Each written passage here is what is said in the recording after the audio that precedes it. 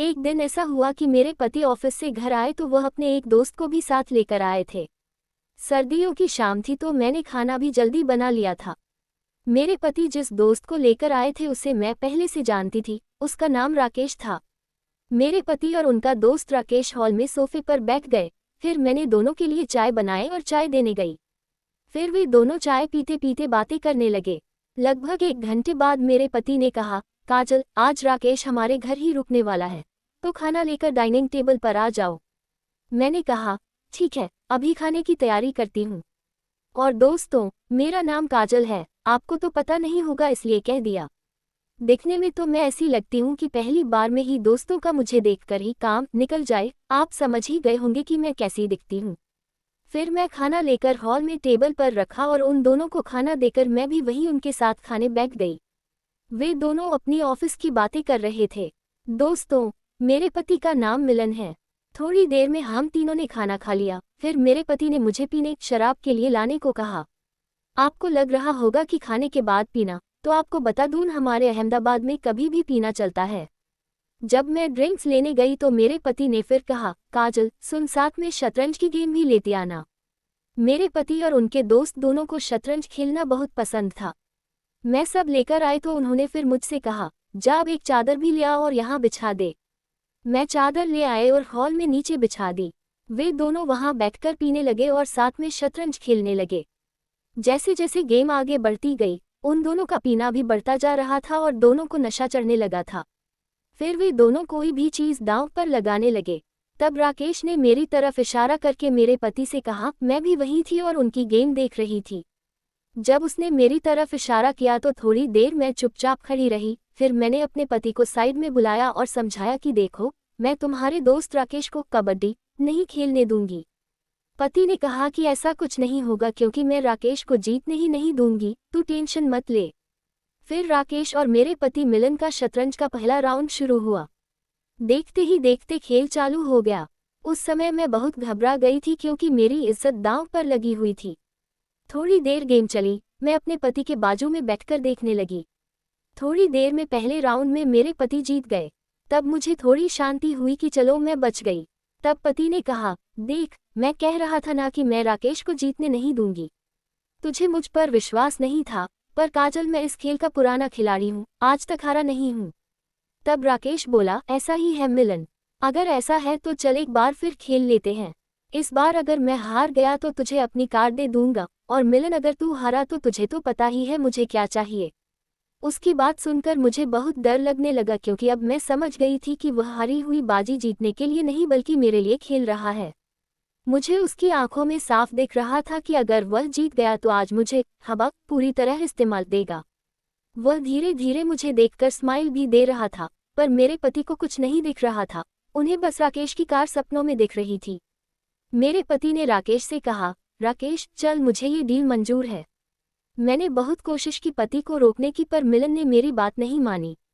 उन दोनों ने गेम खेलना चालू किया। मैंने दोनों के लिए तीसरा गिलास बना कर दिया। इस बार मुझे ज़्यादा डर लग रहा था क्योंकि अगर इस बार पति हार गए तो मुझे राकेश के साथ कबड्डी खेलनी पड़ेगी। खेलते खेलते 20 मिनट हुए और अचानक राकेश खुश होने लगा क्योंकि उसने ऐसी चाल चली थी कि अब मिलन का जीतना मुश्किल था। आखिर में हुआ भी वही, मिलन उदास हो गया और हार गया। राकेश जीत गया। मुझे पता चल गया कि अब ये राकेश मुझे खातला कबड्डी बिस्तर का खेल खिलवाएगा। राकेश ने मेरी तरफ देखकर स्माइल दी और कहा, भाभी जी, अब आप अपना काम शुरू करो। मैं बैठी बैठी पति की तरफ देख रही थी कि अब क्या करूं, तो मिलन ने मेरी तरफ देखकर हाँ का इशारा किया। मैं वहां से उठी, दोनों मेरे सामने बैठे थे।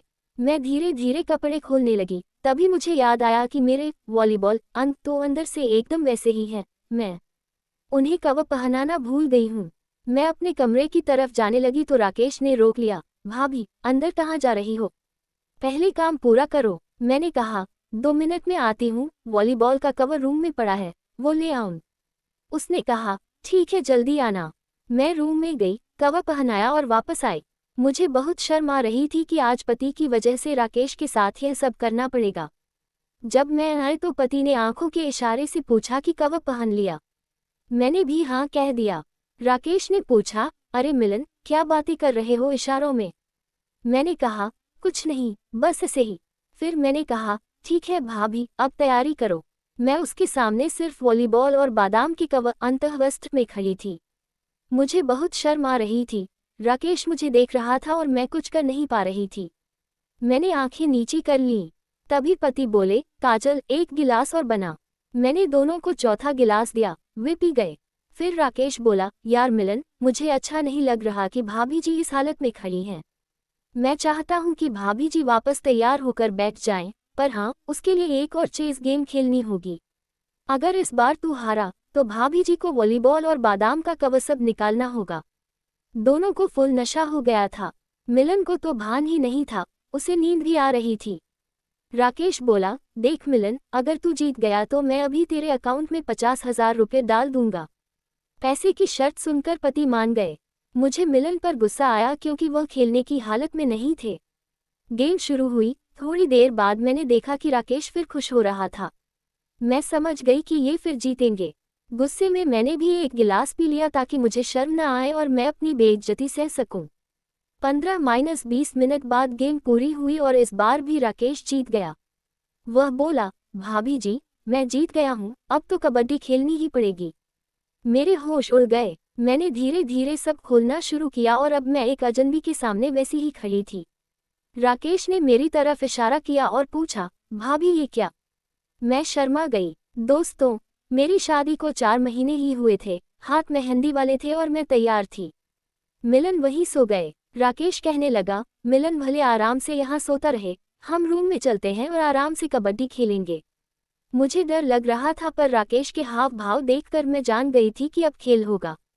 राकेश ने मेरा हाथ पकड़ा और रूम में ले गया। जैसे ही हम रूम में पहुंचे, उसने दरवाजा बंद कर दिया। रात के 12 बज रहे थे। वह शुरू करने ही वाला था कि अचानक पता नहीं उसे क्या हुआ। वह बोला, भाभी आप आराम से सो जाओ, मुझे आज नहीं खेलना, मैं अपने घर जा रहा हूँ। मैं भी पी चुकी थी, मुझे नशा था। मैंने उसे रोक लिया और पूछा, क्या हुआ, क्यों नहीं खेलना? राकेश बोला, भाभी मैं आपके साथ ये नहीं कर सकता, ये गलत है। मैंने कहा, गलत तो तब हुआ था जब मेरा पति मुझे दांव पर लगा रहा था और हार रहा था।